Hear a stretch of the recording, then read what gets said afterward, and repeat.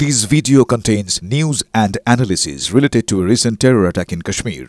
The content may include sensitive visuals and discussions that could be distressing to some viewers. Viewer discretion is advised. We strongly condemn all forms of violence and terrorism. The purpose of the content is solely to inform and create awareness based on verified reports.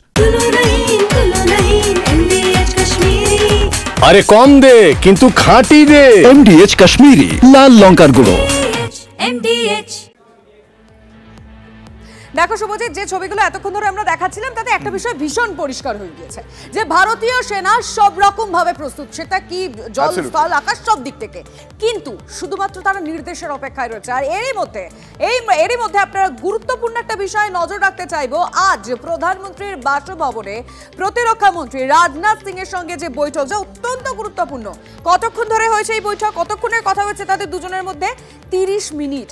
সেনাবাহিনীর কতটা প্রস্তুতি এবং কোন রূপরেখা নিয়ে প্রত্যাঘাত চালাতে পারে, অর্থাৎ সেনাবাহিনীর যে কৌশল, সেই কৌশল সম্পর্কে কিন্তু আজকে প্রধানমন্ত্রীকে রিপোর্ট দিয়েছে রাজনাথ সিং।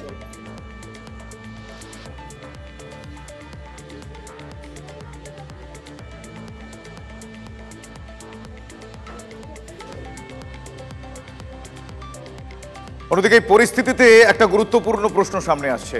এই রাজ্যের জেলে অন্তত 6 থেকে 7 জন পাকিস্তানি বন্দী রয়েছেন। জেলে নজরদারি কারা দফতর বাড়িয়েছে ঠিকই, পাকিস্তানিদের দেশে ফেরাতে ইতিমধ্যেই কেন্দ্রের তরফ থেকে নির্দেশ গিয়েছে, আপনারা জানেন। প্রশ্ন হচ্ছে যে এই জেলবন্দি পাকিস্তানি অপরাধীদের কি হবে, কোন প্রসেসে কিভাবে তাদের দেশে ফেরানোর এই প্রস্তুতি পর্ব শুরু হবে, এই প্রশ্নটা কিন্তু এই মুহূর্তে একটু বড় আকারই ধারণ করেছে। জেলবন্দি পাকিস্তানিদের ফেরানোর ব্যবস্থা কি হবে, নির্দেশ জারির পর এই মুহূর্তে একটা বড়সড় প্রশ্নের মুখে তাদের ভবিষ্যৎ। 6 থেকে 7 জন পাকিস্তানি জেলবন্দি আছে এ রাজ্যে।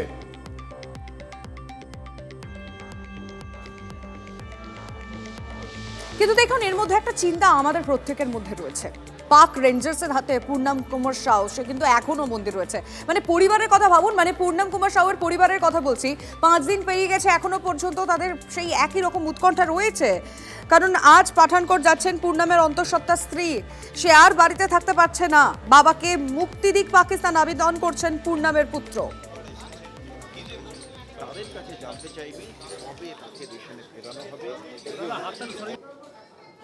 পুনম কুমার সাউ তিনি এখনো পর্যন্ত আসেননি। 6 দিন উৎকণ্ঠায় কাটছে তার স্ত্রী রজনী সাউ, তিনি অপেক্ষা করছেন। আজকে কি আপনি পাঠানকোট যাচ্ছেন, কিভাবে যাচ্ছেন? বাই ফ্লাইটে যাচ্ছি। কোথায় কোথায় যাবেন? আমরা আগে যাব যেখান থেকে উনি অ্যারেস্ট হয়েছেন ফিরোজপুর, আবার ওইখান থেকে কাংড়া যে হেড অফিস আছে ওনার, ওইখানে যাব আমরা। এই যে আপনি যাবেন এই জায়গায় গিয়ে আপনি কি জানতে চাইবেন? আমি সিও স্যার, দেখুন সিও স্যার তো কথা হচ্ছে না আমার, না ওনার ফোন নাম্বার আছে আমার কাছে। তো আমি ওনার কাছে গিয়ে শুধু একটাই জিনিস জানতে চাই কি স্যার আপনি বলুন কি করে আগে কাজ চলছে বা কত দিনে ওনার রিহাই করা হবে, সেগুলো আমি জানতে চাইছি। একটু ওনার সাথে আমি ডাইরেক্ট কথা বলতে চাইছি, আর কিছু না। কিন্তু আপনি বললেন চণ্ডীগড় যাবেন, তারপর কাঁকড়া যে মেন অফিস যাবেন, কিন্তু এইখানে যদি না হয় তারপর আপনি দিল্লি যাবেন? দিল্লি হেড অফিস যাব। কেন কি স্যার, দেখুন যদি এখান থেকে আমি না হয় তাহলে আমি ঘরে যদি চলে আসি তাও তো আমি কিছুই জানতে পারবো না। যদি আমি দিল্লি যাই, ওখানে এতগুলো প্রধানমন্ত্রী আছে, রাষ্ট্রপতি, কিছু তো খবর পাবো আমি, কি কত আগে কাজে বেরিয়েছে বা হবে কি হবে না, সেগুলো কিছু তো জানতে পারবো আমি। সেজন্য রিটার্ন তো এখন আসবো না, আমি এখন দিল্লি যাব। দিল্লি থেকে যদি কিছু না হয় তাহলে দেখা যাবে কি করা যাবে। স্বাভাবিকভাবেই পুনম কুমার সাউ তিনি কোথায় রয়েছেন, তার স্ত্রী রজনী সাউ তিনি দেখতে যাবেন। আদতে যাওয়ার পর সেখানে কি হয় তা গুরুত্বপূর্ণ, এবং পুরো বিষয়টা সেখান থেকে পুনম কুমার সাউয়ের কতটা খোঁজ পাওয়া যায় তাও গুরুত্বপূর্ণ। ক্যামেরায় সূর্যেন্দ্রের সঙ্গে সুশোভন ও আসিক ইনসান, TV9 বাংলা, হুগলি। সবাই আসছে, শাসন দিয়ে যাচ্ছে, ছেলে ভালো আছে, ছেলে আসবে বাস। কিন্তু ছেলে কোথায় আছে? ছেলে তো পাকিস্তানের আন্ডারে আছে। সেটা তো বলছে না যে কোথায় আছে, কি না এটা বলতে পারি না। পাকিস্তানের আন্ডারে আছে, ভাই কোথায় আছে যারা বলতে পারি। এই শাসন দিয়ে গেল, শাসন দিয়ে যাচ্ছে। ছেলের খোঁজ দিল? না, ছেলের কোনো খোঁজ খবর নেই। ওরাও খোঁজ খবর দিল না। ওরা বললো কি আমাদের ইনফরমেশন পেয়েছি যে ছেলে আপনার ভালো আছে। ওরাও BSF এর লোক এসেছিল, সকালেও এসেছিল। সকালে একটা আর্মি লোক এসেছিল, আর্মি, ওরাও বলে গেল। বাকি এটা বলেনি, এটাই বলছে যে ছেলে আপনার ভালো আছে, কোনো টার্জি ফার্জি হচ্ছে না। ফাইনাল খবর কিছু না। मादक से यही मांगो, मेरे पापा आ जाए मेरे जल्द से घर। हाँ, पापा पाकिस्तान में लोग कैद कर लिया उनको। मैं यही चाहता हूँ पाकिस्तान को, बोलता हूँ पाकिस्तान तो मेरे पापा को छोड़ दे, लेकिन बाई चांस कुछ भी कर ले, खाली मेरे पापा को दे दे बस। और मैं कुछ नहीं चाहता हूँ पाकिस्तान से। আমরা দেখেছি অভিমন্যু বর্তমান আমাদের ফাইটার পাইলট যখন ওখানে চলে গেছিলেন, তাকে আনার জন্য অনেক বড় ডিপ্লোমেসি হয়েছিল এবং তিনি সকুশল সসম্মানে ফিরে এসেছিলেন, বর্ডার অবধি ছেড়ে দিয়ে গেছিলেন। তো ইনিও একজন বীর জওয়ান। আমাদের ভারতবর্ষের প্রত্যেকটি মানুষের সমবেদনা আর তার সঙ্গে আমরা সবাই আছি। তিনিও সকুশল ফিরে আসবেন। যেটা ডিপ্লোমেসি হয় সরকারি স্তরে সে চলছে, আশা করব খুব তাড়াতাড়ি উনি দেশে ফিরে আসবেন।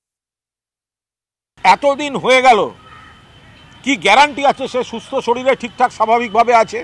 কেন তাকে এখনো ছাড়িয়ে আনা গেল না? কোনো নেতার মুখে তো তাদের কথা শুনছি না। বিজেপির প্রধানমন্ত্রী, বিজেপির কেন্দ্রীয় স্বরাষ্ট্রমন্ত্রী, কারুর মুখে তো তাদের কথা শোনা যাচ্ছে না। তার বাড়ির লোক এখানে বিনিদ্র রজনী, তার স্ত্রী বলছেন আমি ওখানে যাব আমার স্বামীকে খুঁজতে। এই ভয়ঙ্কর ঘটনাটা ঘটছে কেন? কাদের ব্যর্থতা? ইন্টেলিজেন্সের ব্যর্থতা, হোম মিনিস্ট্রির ব্যর্থতা। এবার আপনাদের একটা ইঙ্গিতপূর্ণ গণ ইস্তফার কথা বলবো। পাক সেনায় গণ ইস্তফা। আসিফ মুনিরের নেতৃত্বে মনোবল একেবারে তলানিতে। সেনাপ্রধানকে চিঠি লিখে গণ ইস্তফার কথা জানিয়েছেন লেফটেন্যান্ট জেনারেল আহমেদ বুখারি। গত 48 ঘন্টায় মানে গত দুদিনে ইস্তফা দিয়েছেন অন্তত 250 জন অফিসার এবং 1200 জন জওয়ান।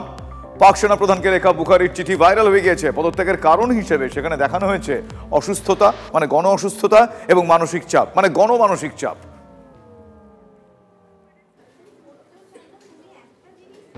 আচ্ছা, পাকিস্তানে তো হুঙ্কার দেয় কি করে বলুন তো? যে দেশের কাছে এয়ার ডিফেন্স সিস্টেমই নেই, যে ডিফেন্স সিস্টেম একেবারে ভোঁতা, সেখানে চীন থেকে তাদেরকে এয়ার ডিফেন্স সিস্টেম নিতে হচ্ছে। সেই পাকিস্তানের এত বড় বড় কথা আসে কোথা থেকে? এই খবর আপনাদের আরও একবার জানিয়ে রাখতে চাইছি। এক কথায় যদি বলা যায়, পাকিস্তানের অস্ত্র ভান্ডার বা যদি এয়ার ডিফেন্স সিস্টেম, সেটা একেবারেই ভোঁতা।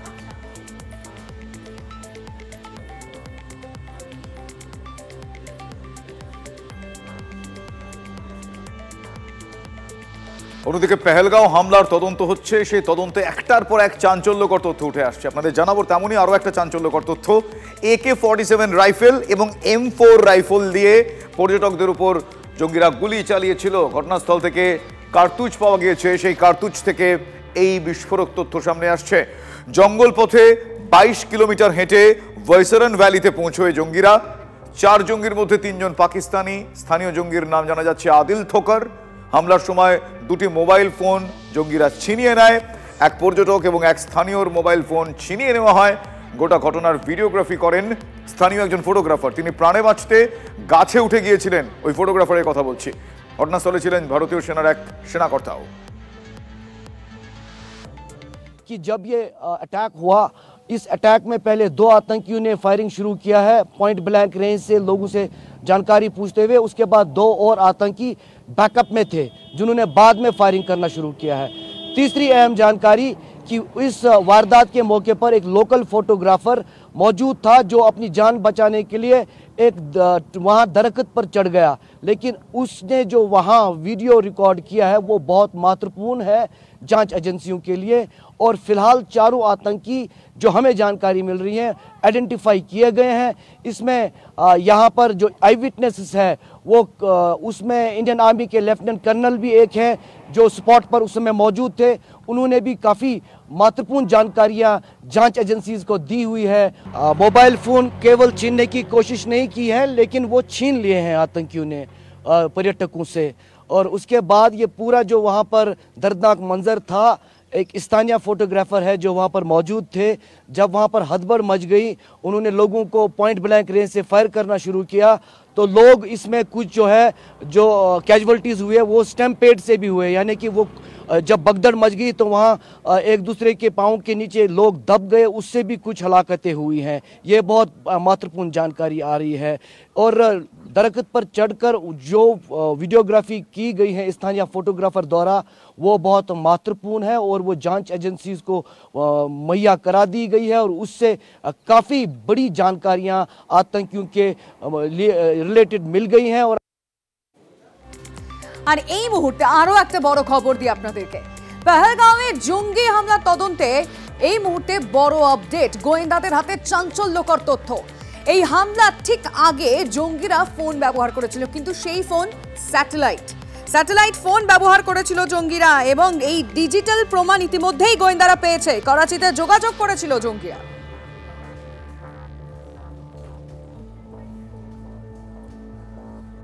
পহেলগাঁওয়ের ঘটনা, মানে পহেলগাঁওয়ে জঙ্গিদের হামলা। মুম্বাইয়ের পানভেলের জিমে, মাল্টি জিমে পাকিস্তানিদের ঢোকা নিষিদ্ধ হয়ে গেল। জিমের বাইরে এক অভিনব নির্দেশিকা দেখতে পাওয়া যাচ্ছে। জিমে কুকুর ঢোকার অনুমতি রয়েছে, কিন্তু পাকিস্তানিদের অনুমতি নেই।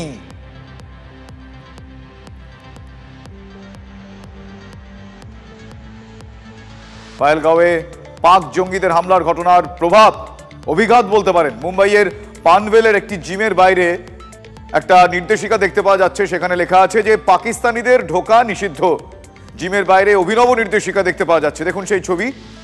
জিমে কুকুর ঢোকার অনুমতি রয়েছে, কিন্তু পাকিস্তানিদের ঢোকার অনুমতি নেই। যদি এমডিএচ কিচেন কিং কিচেনে থাকে তো আমরা যা ইচ্ছে তৈরি করতে পারি। বেগুনের ভর্তা, আলু কপি, ভিন্ডি মশলা, আরো অনেক কিছু। MDH